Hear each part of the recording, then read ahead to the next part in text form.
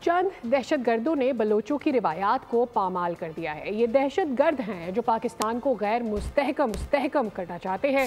وزیر اعلیٰ بلوچستان سرفراز بگٹی کی دہشت گرد حملے کی شدید مذمت۔ انہوں نے کہا کہ خود کو لبرل کہنے والے دہشت گرد مذہبی شدت پسندوں سے ملے ہوئے ہیں۔ یہ دہشت گرد ہیں جو پاکستان کو توڑنا چاہتے ہیں۔ پاک فوج نے جس طرح یرغمالیوں کی رہائی ممکن بنائی وہ قابل تعریف ہے۔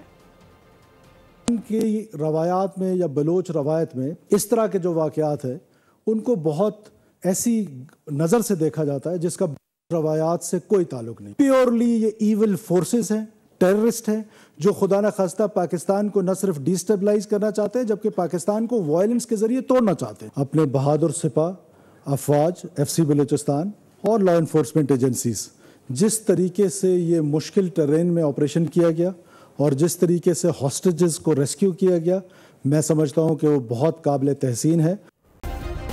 سبسکرائب کریں اور بیل دبائیں تاکہ کوئی خبر رہ نہ جائے۔